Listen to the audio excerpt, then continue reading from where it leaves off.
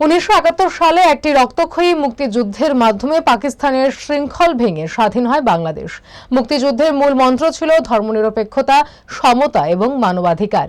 তবে স্বাধীনতার 53 বছর পরেও বাংলাদেশের হিন্দু সম্প্রদায় সেই স্বাধীনতার প্রকৃত স্বাদ পায়নি। সংখ্যা কমে যাওয়া এবং নানাবিধ নির্যাতনের শিকার হওয়া এই সম্প্রদায়ের জন্য স্বাধীনতার অঙ্গীকার যেন রয়ে গেছে শুধুই একটি প্রতিশ্রুতির মধ্যে। স্বাধীনতার সময় 1971 সালে বাংলাদেশের মোট জনসংখ্যার প্রায় 22% ছিল হিন্দু সম্প্রদায়ভুক্ত। অথচ 2024 সালের পরিসংখ্যান অনুসারে এই সংখ্যা নেমে এসেছে মাত্র 8%। 53 বছরের মধ্যে হিন্দু সম্প্রদায়ের সংখ্যা এমনভাবে হ্রাস পাওয়া কেবলমাত্র গণহত্যা, নিপীড়ন, জোরপূর্বক ধর্মান্তর, সম্পত্তি দখল এবং সামাজিক বৈষম্যের কারণ বলেই বাংলাদেশের অভিজ্ঞ মহলের ধারণা। বাংলাদেশের সংখ্যালঘু হিন্দু সম্প্রদায়কে নানা ধরনের নির্যাতনের মুখোমুখি হতে হয়েছে। বাড়ি ঘরে হামলা, জমি ও সম্পত্তি দখল, ধর্মীয় স্থান ভাঙচুর, ধর্ষণ এবং হত্যার মতো ঘটনা এই সম্প্রদায়ের উপর দীর্ঘকাল ধরে চলে আসছে।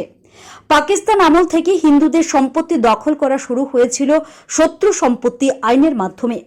স্বাধীন বাংলাদেশে এর নাম বদলে অর্পিত সম্পত্তি আইন করা হলেও কার্যত এই আইন হিন্দুদের সম্পত্তি কেড়ে নেওয়ার হাতিয়ার হিসেবে ব্যবহৃত হয়েছে। মন্দির ও ধর্মীয় স্থানে হামলা একটি সাধারণ ঘটনা হয়ে দাঁড়িয়েছে।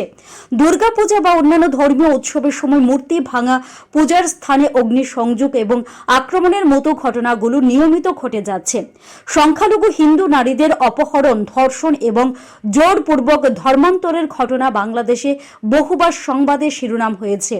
এই ধরনের নির্যাতন একটি গোষ্ঠীর মধ্যে চরম নিরাপত্তাহীনতার জন্ম দিয়েছে।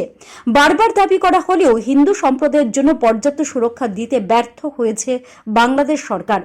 অধিকাংশ ক্ষেত্রে অপরাধীদের বিরুদ্ধে কোনো ব্যবস্থা নেওয়া হয় না।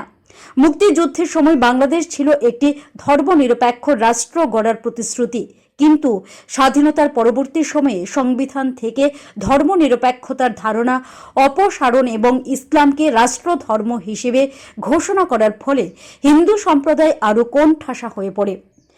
প্রবীণ হিন্দু অধিকার কর্মীরা বলেন যে স্বাধীনতার জন্য আমরা আমাদের সন্তান, ভাই এবং আত্মীয়দের উৎসর্গ করলাম, সেই স্বাধীনতায় আজ আমাদের কাছে পরাধীনতার আরেক নাম।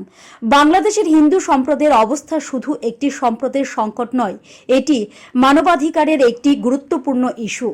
বাংলাদেশ সরকার যদি সংখ্যালঘু সম্প্রদায়ের সুরক্ষার জন্য কঠোর ব্যবস্থা না নেয়, তবে তাদের অস্তিত্ব আরও সংকটে পড়বে। প্রয়োজন ধর্মীয় সংহতি এবং ন্যায় বিচার প্রতিষ্ঠা। আন্তর্জাতিক সম্প্রদায়কেও এই বিষয়ে সক্রিয় ভূমিকা পালন করতে হবে। বাংলাদেশের হিন্দু সম্প্রদায়ের জন্য স্বাধীনতার 53 বছর যেন পরাধীনতার দীর্ঘ ছায়া হয়ে গেছে। Bureau report, headlines Tripura national.